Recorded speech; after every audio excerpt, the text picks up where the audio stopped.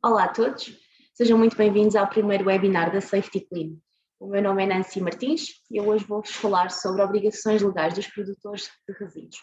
Que alterações é que o Decreto-Lei vai introduzir sempre na ótica do produtor de resíduos?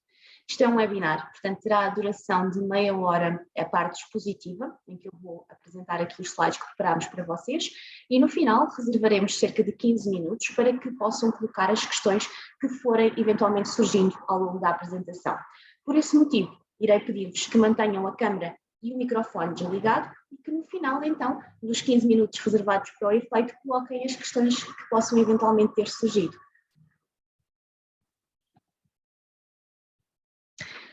Obrigações ambientais dos produtores. Então, de uma forma resumida, o que é que vamos abordar? Vamos abordar a legislação na ótica dos resíduos, portanto, o regime geral de gestão de resíduos, como conceitos importantes, e também o mapa integrado de resíduos, de registro de resíduos, o MIR. E iremos também falar sobre fluxos específicos de resíduos, conceitos importantes e as declarações do produtor nos fluxos específicos de resíduos, e, por fim, as boas práticas ambientais, na ótica também dos resíduos. Para iniciar, deixo aqui um glossário com algumas das siglas que é possível que ouçam ao longo desta apresentação. Sempre que eu me referir a LER, estou-me a referir ao código LER da Lista Europeia de Resíduos. APA significa Agência Portuguesa do Ambiente, CILIAM, Sistema Integrado de Licenciamento do Ambiente, MIR, Mapa Integrado de Registro de Resíduos, EGAR, a Guia de Acompanhamento de Resíduo Eletrónico. Então, o novo Decreto-Lei, o Decreto-Lei 102D de 2020, de 10 de dezembro, veio aprovar, numa primeira instância e entre outros regimes, mas veio aprovar o novo regime geral da gestão de resíduos. Ou seja, acabou por vir revogar o 178 de 2006 e, consequentemente, o 73 de 2011. E o que alterações é que ele vai introduzir que sejam importantes para o produtor? Portanto, ele vai introduzir aqui uma nova definição de resíduo urbano e também vai introduzir normas que são relativas à prevenção da produção de resíduos. Portanto, quais são os objetivos e metas a nível de produção de resíduos urbanos que o país tem e também as medidas que visam à promoção da reutilização e à minimização de resíduos perigosos. Existem alguns conceitos que são conceitos importantes que devem ter em mente, nomeadamente, quando falamos de resíduos, falamos de qualquer substância ou objeto que o detentor se desfaz ou tem intenção ou obrigação de se desfazer. Por exemplo, se eu sou um produtor de resíduos, eu sou uma atividade que produz resíduos, eu tenho a obrigação de acondicionar esses resíduos corretamente e entregá-los, desfazermos deles de forma legal, ou seja, entregá-los a um operador de gestão de resíduos licenciado. Um resíduo industrial, como o próprio nome indica, um resíduo que acaba por resultar da minha atividade industrial e, como tal, tem que ter todo o tratamento que qualquer outro resíduo produzido numa empresa tem que ter. O resíduo perigoso, que é, como o próprio nome indica, portanto, um resíduo que apresenta características de uma ou mais características de perigosidade. E, por fim, o conceito de produtor de resíduo, que é qualquer pessoa singular ou coletiva, cuja atividade produz resíduos, ou seja, ele é considerado um produtor inicial. E, como tal, existem sempre regras que têm que ser cumpridas. O Decreto-Lei 102D, afinal, veio-nos dizer o quê? Primeiro veio-nos dizer que a responsabilidade de adotar medidas para a gestão dos resíduos é do produtor. Se eu sou a empresa que produz um determinado resíduo, a obrigação de o acondicionar corretamente, cumprir com as normas de acondicionamento e, posteriormente, encaminhar para um operador de gestão de resíduos licenciado é minha. Para além disso, ele diz-nos que é obrigatório proceder à separação dos resíduos na origem. O que é que isto quer dizer? Quer dizer que eu, enquanto atividade, quando estou a produzir um resíduo, devo separá-lo logo. Eu não devo estar a juntar os resíduos no mesmo contentor e depois separá-los. Não. Os resíduos, cada um deles tem um código LER, da Lista Europeia de Resíduos, e temos que cumprir com essas regras de separação. Se eu tenho um resíduo de metal ferroso, eu não posso misturar com resíduos de panos contaminados, por exemplo. Portanto, a separação é feita na origem, a origem é o momento em que eu produzo o resíduo. Depois falam-nos que, portanto, armazenar os resíduos que são produzidos no local de produção tem que ir de encontro as normas técnicas que estão estabelecidas. E que normas técnicas são essas? Nada mais são do que as regras de separação, utilizando os códigos LER, utilizando os contentores adequados para o condicionamento dos resíduos e também o seu posterior encaminhamento correto. E, por fim, classificar os resíduos sempre corretamente, de acordo com o código LER, não é? Garantindo assim que o acondicionamento destes resíduos é feito de forma correta. Ora, eu, enquanto produtor de resíduos, não me posso limitar apenas, e não é o que é esperado, que eu me limite apenas a fazer a separação dos resíduos em contentores. Portanto, eu identifico os contentores com os respectivos códigos LER, coloco os resíduos lá dentro e entrego ao operador licenciado. Mas a minha obrigação não termina aí. Eu, enquanto produtor de resíduos, tenho que me dirigir ao site da Agência Portuguesa do Ambiente, uma plataforma que existe que é o CILIAMB. O CILIAMB é o Sistema Integrado de Licenciamento do Ambiente. Uma plataforma que, dentre muitas outras funcionalidades, serve para que possamos submeter os dados relativos à produção de resíduos. Então, e quem é que são os produtores de resíduos que têm que estar inscritos neste portal? Porque se eu produzo resíduos, à partida, portanto, tenho que declarar alguma coisa. Então, todas as pessoas, singulares ou coletivas, que sejam responsáveis por organizações que empreguem mais de 10 trabalhadores por organização e que produzam resíduos que não estão incluídos na responsabilidade dos sistemas municipais e intermunicipais, ou seja, que não são responsabilidade da Câmara, que são todos os resíduos da minha atividade industrial, eu tenho que garantir que essa empresa, portanto, está inscrita no portal do CILIAM. E se a minha empresa tem menos de 10 trabalhadores por organização, mas a minha atividade produz resíduos perigosos, então esses resíduos perigosos não estão incluídos, também não estejam incluídos no sistema na responsabilidade dos sistemas municipais, eu tenho que garantir que a minha empresa se encontra inscrita no portal do CILIAM para a submissão de dados. Uma outra obrigação de submissão de dados, e que vai de encontro à segunda parte que eu vou apresentar, é que todos os produtores de produtos, embaladores, fornecedores de embalagens de serviço, também estão obrigados a estar inscritos neste portal do CILIAM. Mas isso falaremos um pouco mais à frente. E porquê que há necessidade de me inscrever no portal do CILIAM? Portanto, eu sou um produtor de resíduos, acondiciono e encaminho os resíduos corretamente, inscrevo-me no portal do CILIAM, mas a minha responsabilidade não termina aí. Como eu estou a produzir resíduos perigosos, ou tenho mais de 10 trabalhadores por organização, e os meus resíduos não são da responsabilidade do município, para além de ter que estar inscrito no portal do CILIAM, há necessidade de, anualmente, submeter um mapa integrado de registro de resíduos. E isto quer dizer o quê? Que, neste mapa, que tem o prazo de submissão de 1 de janeiro até dia 31 de março de cada ano, sempre relativo aos resíduos que foram produzidos no ano anterior, eu tenho que declarar todos os resíduos que produzi durante aquele ano na minha atividade. Tenham sido encaminhados para um operador de gestão de resíduos ou tenham apenas ficado armazenados na minha instalação. Portanto, no fundo, o mapa NIR acaba por ser um mapa que permite não só a quem produz resíduos declarar esses resíduos, mas também quem transporta e quem recebe poder fazer também essa submissão, de forma a haver aqui um cruzamento de dados. Este lançamento do mapa NIR é sempre obrigatório de fazer, estando eu, portanto, a produzir resíduos perigosos, ou esteja sobre as outras condições de registro, e o prazo é sempre este, de 1 de janeiro a 31 de março de cada ano. Acontece aqui uma situação, mesmo que eu não tenha a entrega, eu tenho a minha atividade e estou a produzir resíduos perigosos. Quando eu falo em resíduos perigosos, posso simplesmente estar a falar em panos contaminados com alguma substância química ou óleo, por exemplo. Eu tenho essa produção, mas sou apenas 1 ou 2 trabalhadores na minha empresa, tenho apenas 1 ou 2 trabalhadores, ou seja, não tenho mais 10 trabalhadores, mas estou a produzir resíduos perigosos. Não encaminhei aquele bidão naquele ano. É imprescindível que o mapa de resíduos seja submetido mesmo assim, recorrendo a quantidades armazenadas. Este mapa, então, de resíduos, e aqui de forma a conseguir tornar mais clara esta situação, é qualquer estabelecimento que produza resíduos urbanos, com mais de 1000 litros por dia, ou que produzam resíduos que não são urbanos, ou seja, os ditos industriais, vão ter de submeter o mapa de resíduos se esses resíduos forem perigosos, tal como eu estava a explicar, ou se a organização a que pertence é empregar mais de 10 trabalhadores. E quando eu falo de organização, eu não estou a falar apenas portanto, de um estabelecimento.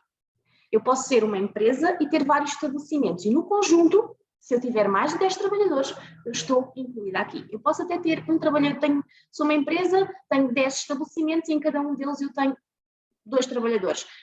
Estou obrigada a fazer este registro porque o registro é por organização e, consequentemente, estou obrigada a entregar o mapa dos resíduos. O mapa, portanto, dos resíduos e na sua grande maioria, é sempre feito recorrendo, quando assim é possível, às guias de acompanhamento de resíduos. E o que é que são estas guias de acompanhamento de resíduos? Sempre que eu tenho uma produção de resíduos na minha instalação e preciso de as encaminhar para um operador de gestão de resíduos, eu sou obrigada a encaminhar para um operador licenciado, mas fazendo sempre acompanhar o transporte do resíduo de uma guia de acompanhamento de resíduo. E quando eu falo em acompanhar o transporte de uma guia de acompanhamento de resíduo, eu refiro-me a um EGAR por cada um dos resíduos que eu estou a produzir. Ou seja, se eu tenho panos contaminados, metais ferrosos, filtros de ar, o que quer que seja, eu preciso de um EGAR por cada um desses resíduos que eu estou a encaminhar. Estas EGARs, quando são emitidas, têm sempre o prazo de 48 horas. Portanto, se eu emito hoje, durante as próximas 48 horas, eu posso utilizar esta EGAR. E, para além disso, assim que ela chega ao destino, portanto, é mandatório para o destino e para o produtor garantir que a EGAR é concluída, fica no estado concluído após 30 dias da sua data de emissão, 30 dias consecutivos. E esta data de conclusão tem que ser garantida, porquê? Porque podemos, eventualmente, não cumprindo estas datas que estão, estes 30 dias, começar a recepcionar e-mails da Agência Portuguesa do Ambiente com um alerta de que a EGAR tem que ser concluída nos próximos 15 dias, caso contrário, poderemos estar a incorrer numa contraordenação. A EGAR tem sempre este aspecto, portanto, identifica sempre o número da EGAR, como também identifica sempre quem produziu o resíduo, qual é que é o resíduo que estamos a falar, quem é que é o transportador e quem é que é o operador. Nesta situação da conclusão da EGAR, isto é importante porque quando vamos fazer uma recolha de um resíduo ou quando vem recolher um resíduo à nossa instalação, muitas das vezes não temos báscula para pesar, não é? Pode acontecer, não haver uma báscula para pesar, eu não tenho a certeza absoluta de qual é que é o peso correto do meu resíduo. Então, o operador, portanto, quem recebe o resíduo, ao recepcionar esse resíduo tem que o pesar e tem que editar a EGAR, porque eu posso olhar e dizer que este resíduo, este carregamento de resíduo de panos contaminados tem mais ou menos 10 kg a olho. Mas quando chega ao operador de gestão de resíduos, ele é pesado e é realmente visto qual é que é o peso correto. Então, o operador de gestão de resíduos consegue consultar a EGAR e editar. Colocar então que a EGAR, portanto, o resíduo chegou ao destino no dia X e que o peso real era Y. Um outro tema que é abordado neste novo decreto-lei são os fluxos específicos de resíduos. E o que é isto, que é um tema tão controverso e que tem dado tanto que falar nos últimos tempos? Antes de entrar na explicação, eu deixei aqui alguns conceitos importantes. Nomeadamente, quando falamos em fluxo específico de resíduos, estamos a falar da categoria de resíduos que, pela quantidade produzida ou pelas suas propriedades, têm uma gestão que é diferente dos restantes resíduos, desde a sua origem, desde o momento em que são concepcionados, até ao seu destino final. Que é a responsabilidade alargada do produtor. O que é isto? Responsabilidade alargada do produtor consiste na responsabilidade financeira ou financeira e organizacional do produtor do produto, relativamente à gestão da fase do ciclo de vida dos produtos, quando estes se tornam resíduos. O embalador é aquele que embala ou faz embalar os seus produtos, ou então que procede à importação ou aquisição intracomunitária de produtos embalados e que, no fundo, é o responsável pela colocação no mercado. E é por esse motivo que é considerado como o produtor do produto. E, por fim, aqui a definição de sistema integrado, que já vamos ver um pouco mais à frente. Portanto, mas para vos dar aqui um enquadramento, um sistema integrado é um sistema através do qual o produtor do produto, o embalador ou fornecedor de embalagens de serviço assume coletivamente e transfere para uma entidade gestora licenciada para o efeito, a responsabilidade que tem sobre a gestão dos resíduos sobre o qual o produto ou a embalagem se vai, no futuro, transformar. Mas isso vamos então ver aqui um pouco mais à frente. Então, o Decreto-Lei 102D introduziu não só o novo regime geral de gestão de resíduos, mas também introduz aqui, dentre outras coisas, mas introduz uma atualização ao Decreto-Lei 152D de 2017. Ou seja, este novo Decreto-Lei vem unificar o regime da gestão dos fluxos específicos de resíduos que estão sujeitos ao princípio da responsabilidade alargada do produtor, como regulamentando os procedimentos e responsabilidades das indústrias e setores económicos. Traduzindo, os produtores de produto, embaladores que utilizam embalagens que não são reutilizáveis e os fornecedores de embalagens de serviço não reutilizáveis ficam obrigados a gerir os respectivos resíduos daquele produto inicial que no fim se vai transformar num resíduo através de um sistema individual ou de um sistema integrado. Atualmente, não existe em Portugal ainda nenhuma empresa que tenha um sistema individual. Todas elas têm optado sempre por um sistema integrado. E um sistema integrado, como vos disse há pouco, nada mais é do que transferir a responsabilidade financeira que eu tenho sobre um produto, sobre o ciclo de vida de um produto, para uma entidade gestora, pagando uma prestação financeira para esse fim. E por fim, vem também dizer o quê? Que os produtores de produtos, embaladores e os fornecedores de embalagens de serviço são obrigados a efetuar a inscrição e a submissão de dados no portal do CILIAM, que vai de encontro àquilo que eu vos disse inicialmente, naquela ressalva de obrigações de inscrição no portal do CILIAM. Este novo decreto-lei vem ainda introduzir um novo conceito, portanto, que através do artigo 20 vai introduzir o conceito de representante autorizado. Isto, portanto, de uma forma esquemática e para que seja possível perceber quando é que isto portanto, quando é que isto se pode então colocar em prática. O produtor, embalador ou fornecedor de embalagens de serviço que não tenha um contribuinte português, das três uma, se vende diretamente a utilizadores finais, sejam particulares ou não particulares, é obrigatório o registro do produtor estrangeiro através de um representante autorizado. A empresa estrangeira, que ao colocar em território nacional, tem que ter então um representante autorizado em Portugal que fique responsável, que assuma a responsabilidade pela inscrição no portal do CILIAM e que faça então a entrega das declarações, que já vamos ver mais à frente. Se este produtor, embalador, fornecedor de embalagem de serviço sem nível português vende a distribuidores, ou seja, o produtor é estrangeiro e está estabelecido noutro Estado-membro, então, nesse caso, é obrigatório o registro do distribuidor enquanto produtor. Se for estrangeiro, e caso não opte por registrar através de um representante autorizado, mas pode sempre fazê-lo através do representante autorizado. E a outra é a venda e distribuidores, portanto, de produtor estrangeiro e que está num país terceiro. Então, aí é obrigatório o registro do distribuidor enquanto produtor. Neste decreto-lei ainda, numa conjunção do artigo 7, 19 e 20 do decreto-lei, vemos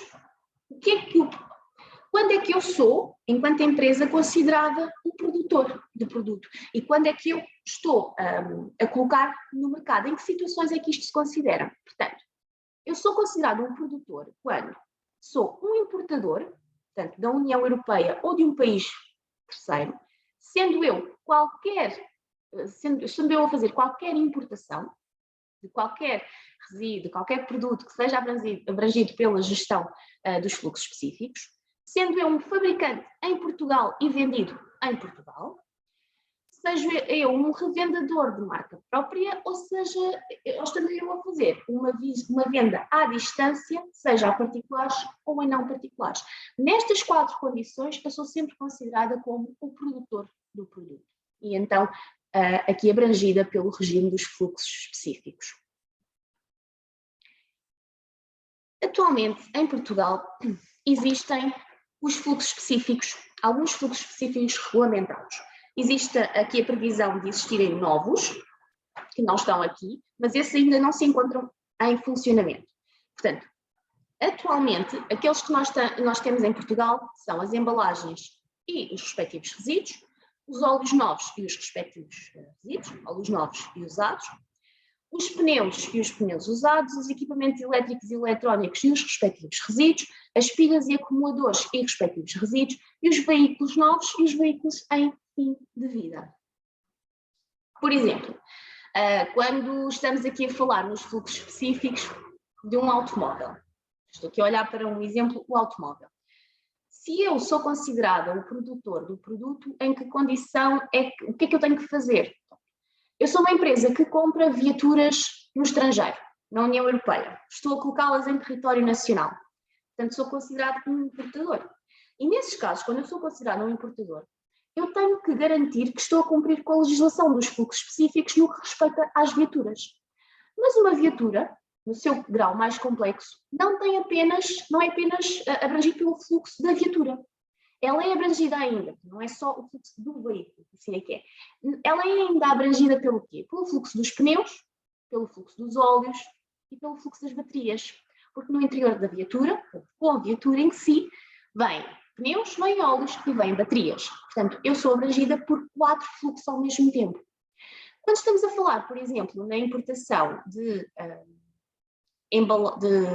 máquinas, temos ali o exemplo de uma máquina de café. Eu sou uma marca que estou a importar máquinas para território nacional. Tenho estabelecido aqui em Portugal uma empresa com a minha marca, com o contribuinte português, e estou então a colocar essa máquina da minha marca em território nacional e a fazer a distribuição. O que acontece? Eu sou abrangida pelo fluxo específico dos equipamentos elétricos e eletrónicos, porque uma máquina de café é considerada um equipamento elétrico e eletrónico. E por aí vai. Isto são só alguns dos exemplos. Esta situação, portanto, foi aquilo que eu já estava aqui, em que me adentei um pouco e já vos expliquei. Uma viatura, quando é importada, eu sou abrangida então por 4 fluxos específicos diferentes. Viaturas, baterias, óleos e pneus. Então, e o que é que eu tenho que fazer? Eu já percebi que estou abrangida por estes fluxos, então o que é que eu tenho que fazer? Aquilo que eu tenho que fazer atualmente é aderir a um sistema integrado para cada um dos fluxos. Porquê? Porque eu falei há pouco que existem sistemas individuais, mas os sistemas individuais ainda não estão a operacionalizar em Portugal, então eu vou aderir a uma entidade gestora. Mas a entidade gestora tem que ser de acordo com o fluxo que eu estou a falar. Portanto, se eu estou a importar uma viatura, eu tenho que aderir a uma entidade gestora das baterias, dos óleos, dos pneus e, em alguns casos, de viaturas em si. Para além disso, tenho que entregar, portanto, estabeleço um contrato com a entidade gestora e tenho que entregar as declarações com as quantidades que eu coloquei em território nacional destes fluxos e que vendi, portanto, à entidade gestora dentro dos prazos legais que ela própria estabelecer. Para além disso, eu tenho que estar inscrita no portal do CILIAM e tenho ainda que efetuar as declarações de estimativa e de correção relativamente aos fluxos pelos quais eu sou abrangida e de acordo com as informações que também presto às entidades gestoras. No final, eu ainda tenho que ter aqui em atenção uma situação. Eu ainda tenho que garantir que, no caso dos pneus, dos óleos, que nas faturas de venda deste material, eu tenho a informação na minha fatura de que, portanto, de que estou a cumprir com as obrigações legais decorrentes da obrigação dos fluxos específicos, que é o chamado visible fee. Então, aqui falando um pouco sobre as entidades gestoras, eu aderi a uma entidade gestora. Eu tenho fluxos específicos e preciso de aderir a entidades gestoras. Desta forma, portanto, aqui através deste quadro, é possível ver que existem várias entidades gestoras, em alguns casos, para o mesmo fluxo específico. Aí cabe-me a mim, enquanto produtor, selecionar aquilo que economicamente me parece mais viável.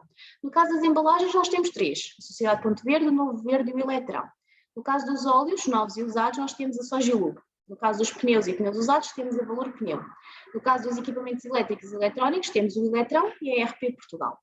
No caso das pilhas e acumuladores, temos a Valor Car, o Eletrão, a RP Portugal e a GVB. E no caso dos veículos e veículos em fim de vida, temos então a entidade gestora Valor Car. Nós temos mesmo que selecionar uma delas, mas escolhemos, nos casos em que nos é possível, aquela que nos parece ser a mais benéfica para nós, ou que vai de encontro aos objetivos que nós temos. Então, selecionei a entidade gestora, registrei-me junto à entidade gestora e estou a declarar anualmente ou trimestralmente, de acordo com a periodicidade que a própria entidade estabelece, as declarações com as quantidades importadas e vendidas colocadas em território nacional. Mas não me basta. Portanto, uma outra coisa que tem obrigatoriamente que ser feita é então o registro no portal do CILIAMB e a entrega das declarações. O registro dos produtos, dos produtores de produto, é feito de acordo com o fluxo a que eu estou abrangida. Nunca esquecendo, e pegando sempre no exemplo das viaturas, que é o que contém mais fluxos, eu quando vou fazer o enquadramento no portal do CILIAMB, eu não posso esquecer que eu tenho que enquadrar as viaturas, mas também tenho que enquadrar pneus, óleos e baterias. Uma vez por ano, sempre de 1 de janeiro a 31 de março, é obrigatório depois entregar as declarações, 2 declarações neste portal, sendo que temos a declaração de correção do ano anterior, que é do ano N-1, ou seja, se eu estou em 2022, neste momento está a decorrer o prazo para eu entregar as declarações de correção referentes ao ano de 2021. E, por fim, a declaração de estimativa do ano presente, ou seja, para o ano de 2022, neste caso, qual é que é a minha previsão de colocação no mercado? Vou tentar manter o mesmo? Estou a deixar de fazer este tipo de importações e vou reduzir, ou estou realmente, o negócio está a engrenar e eu estou a prever um aumento. Portanto, é uma estimativa que nós fazemos, mas que no próximo ano será possível corrigir. Portanto, será esta declaração de estimativa que no final, no início do próximo ano, será corrigida para os dados reais. Portanto, de uma forma resumida, e que seja visualmente fácil de entender, eu sou um produtor embalador, então eu tenho que encontrar todos os tipos de produtos que coloco no mercado e entregar as declarações de correção do ano N-1 e a declaração de estimativa do ano N. Se eu for o representante autorizado, ou seja, sou uma empresa que não tenho um estabelecimento em Portugal, tenho só um contribuinte estrangeiro, faço colocação em mercado nacional, então eu preciso de um representante autorizado. O que é que eu faço? Eu enquadro os tipos de produtos colocados no mercado, neste caso através do representante autorizado, que vai também entregar a declaração de correção do ano N-1 e a declaração de estimativa do ano N. Portanto, no fundo, a forma de funcionamento acaba por ser a mesma. Aqui eu deixo-vos um pequeno um resumo, uma imagem daquilo que será o certificado de registro. O certificado de registro de produtor de produtos, que são abrangidos pelos fluxos específicos de resíduos, e também um exemplo de uma declaração anual do produtor embalador de produtos. Portanto, elas têm mais ou menos este aspecto. Portanto, o certificado de registro, que me dá o número de registro, e desde quando é que estou registada nos fluxos específicos, e a declaração anual de produtor embalador de produtos, que me diz, produto a produto que eu enquadrei, quais foram as quantidades que foram colocadas no mercado, no caso de correção, e quais serão as estimativas para o ano seguinte. Há pouco falava-vos ainda nas faturas e no visible fee. Muito resumidamente e de uma forma muito simplificada, se eu sou importador de pneus avulso, por exemplo, eu coloco pneus em território nacional, eu, portanto, comprei, estou aqui a colocar pneus para colocar no mercado, para vender, sou uma oficina, pode ser desta forma, e eu, portanto, estabeleci um contrato com a minha entidade gestora, estou a declarar quais é que são as quantidades de pneus que estou a importar e a vender em território nacional, então nas minhas faturas eu tenho que garantir que vem alguma informação, nomeadamente algo do género que a responsabilidade pela gestão dos resíduos, neste caso pneus, foi transferida para a entidade gestora X e que mais informações sobre os valores das prestações financeiras que são fixadas a favor daquelas estão no site da entidade gestora. Portanto, no fundo não é mais do que colocar esta pequena informação na fatura de venda. De uma forma muito resumida, eu então tenho que, para além do contrato com a entidade gestora, registrar no portal do CILIAMB, enquadrar os produtos que estou a colocar em território nacional, ou que estou a importar, ou que estou a fabricar, entregar a declaração de estimativa do ano N e entregar a declaração de correção do ano N-1. Por fim, vamos aqui falar um pouco sobre as boas práticas ambientais que uma empresa pode e deve recorrer.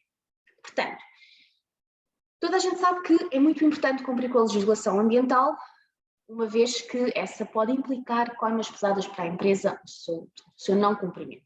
Mas mais do que isso, existem práticas ambientais que nós podemos implementar na nossa empresa que visam a que possamos realmente garantir que estamos a cumprir com a legislação, mas que também estamos a contribuir, a nossa empresa está a contribuir para um ambiente melhor, no fundo é isto. Portanto, como é que podemos fazer? Podemos recorrer à formação, à educação, até mesmo motivação do pessoal técnico e operativo, podemos otimizar os processos e o seu controle, a manutenção e afinação dos equipamentos utilizados, mas podemos também implementar um sistema de gestão ambiental que proponha objetivos a atingir, definindo metas e que torne a concretização, desde através de avaliações periódicas. Eu posso pensar em ter um sistema de gestão ambiental e não sou obrigada a que ele seja certificado, mas posso tê-lo por política interna da empresa e como uma boa prática ambiental, como política ambiental da minha empresa. Por exemplo, exemplos práticos de boas práticas que nós podemos colocar em prática na nossa instalação. Separar corretamente os resíduos é uma delas. Muitas das vezes nós não temos a noção da importância que existe na separação correta dos resíduos. Se eu potenciar uma separação correta, de acordo com os códigos LED, de acordo com os contentores que existem na minha instalação, não limitando ou não bloqueando acessos a terceiros, eu acabo por estar aqui a pôr em prática uma boa prática ambiental que, no fundo, também se pode traduzir em algum dinheiro para a minha empresa. Percebam, se eu pago as recolhas dos resíduos, se eu tenho os resíduos mal acondicionados, acaba que os resíduos, portanto, os bidões acabam por parecer que estão cheios quando na realidade não estão. Isto acontece, por exemplo, muito com o papel e o cartão. Se nós não desmontarmos as caixas, rapidamente parece que temos o contentor cheio de resíduos de cartão, quando isso não é a realidade. Se calhar, se eu perder um bocadinho de tempo a espalmar as caixas de cartão, aquele contentor que inicialmente estava completamente cheio e que estava a precisar de uma recolha urgente, deixa de precisar de uma recolha tão urgente e passo aqui a ainda aguentar por mais um pouco de tempo.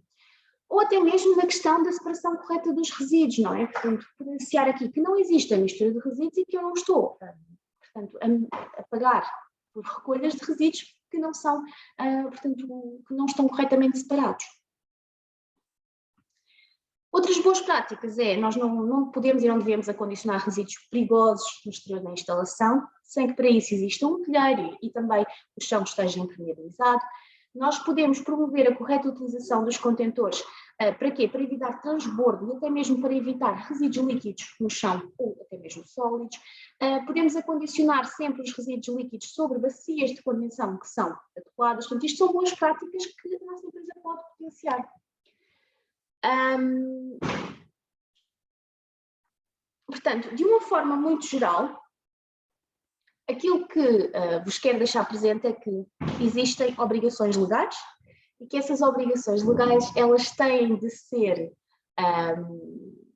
respeitadas.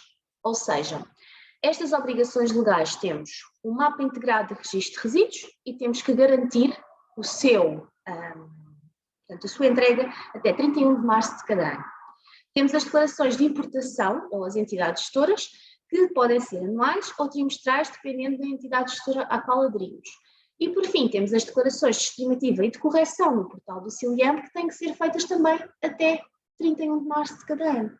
Portanto, esta questão das boas práticas ambientais não tem um prazo legal a cumprir, mas cumprindo com estas boas práticas, consigo que a minha empresa esteja a agir corretamente na temática de ambiente, mas também consigo potenciar aqui uma política ambiental mais amiga do ambiente dentro da minha própria instalação. Eu deixo-vos aqui, para terminar, os consultores da Safety Clean. Nós temos mais de 10 anos de experiência nesta área e caso tenham alguma questão podem sempre recorrer a qualquer um de nós para esclarecimento dessas dúvidas, portanto através do nosso telefone do Departamento de Ambiente. E agora vamos então dar início ao nosso período de perguntas e respostas. Muito obrigada.